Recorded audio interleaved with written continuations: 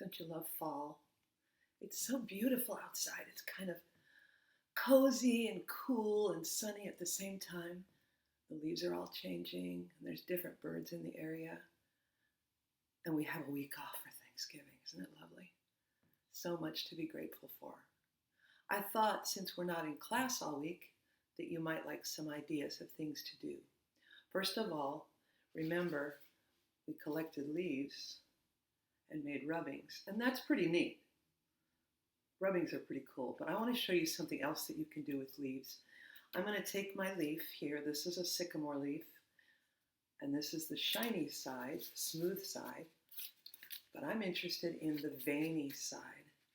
It's got all the interesting veins in the leaf.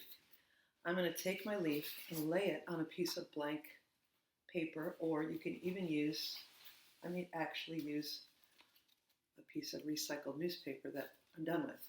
I already did the crossword. I'm going to lay it on my paper, and then I'm going to put some paint on it, a generous amount of paint. You have to use paint from a tube. You can't use watercolor paint because it won't work. You could also use ink, but if you use ink, ask your grown-up to give you a glove so that you don't get ink all over your hands. So I'm just going to smear a whole bunch of this gorgeous dark blue ink all over my leaf. Get it all smeary with the paint. See, there's a ton of paint on there. And then I'm going to take a paper towel and smear it around on the leaf so that it really coats the whole leaf. I want to get paint all over my leaf, but not on the stem because I have to hold on to something without getting paint all over myself. So I'm smearing that ink, that paint, all over my leaf to really coat it. I want to get all those veins. Now my leaf is really well painted. It's cool looking, right? And then I'm going to get a piece of nice paper, and I'm going to lay my leaf face down on the nice paper, just like that. And I'm going to take my spare piece of paper, lay it on top of that, and then I'm going to rub it really, really good, really hard. So I'm going to take the newspaper that I just used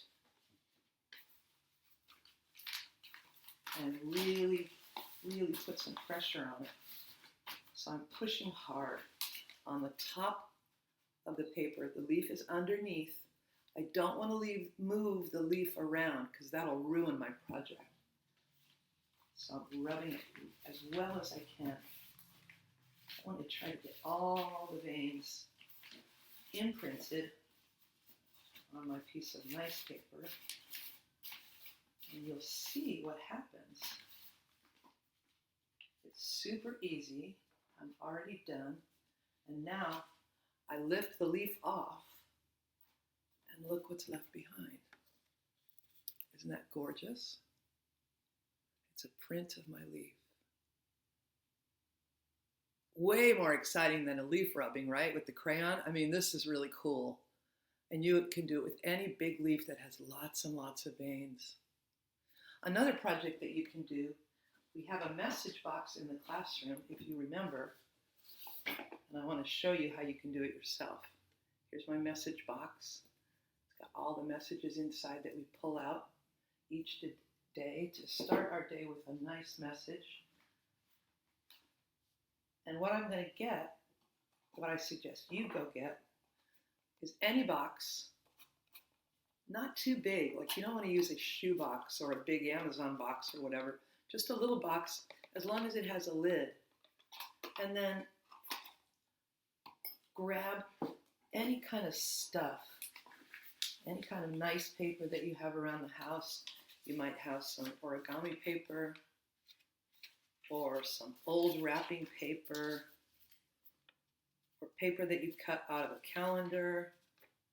And cut it into little pieces and glue it on the sides of your box. And then put your box aside. Oh, and I wanted to tell you, you don't want to glue the paper like that. You want to tear it into pieces that are small enough to fit the sides of your box and the bottom and the top of your box. Just a small piece. Nice? And you can add some stickers. And then while your glue is drying on your box, take a piece of paper and write yourself some messages. I wrote, I am grateful. I could write some other messages. And then after you've written maybe 10 or 12, cut them into little strips.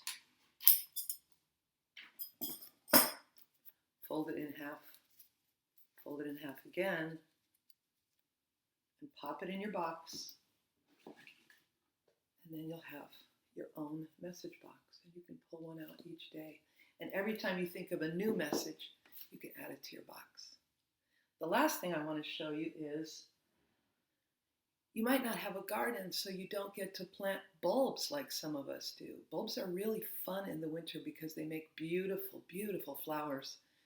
In the late winter and early spring, February and March, I'm talking about daffodils and amaryllis. And this is going to be a paperwhite. It looks pretty funny right now. What I did, this is called a forcing jar. It's not planting the bulb in a pot with dirt. You get a jar and you fill it with rocks. And I put big rocks on the bottom and little rocks on the top. And I even put some glass and a couple of snail shells in there so that my plant would have some nitrogen, which is an element that it likes. And then when you can get these bulbs at the garden center. You get them where they have little roots that are ready to start. And you want to work the roots down into the rocks and then pour water into the jar all the way up to the top. But you don't want to soak your bulb. So I only went far enough that the roots are underwater, but the bulb is sticking out on the top. And then I'm going to put it in a sunny window and see how it goes. And enjoy the fall. Have a wonderful break, and I'll see you after.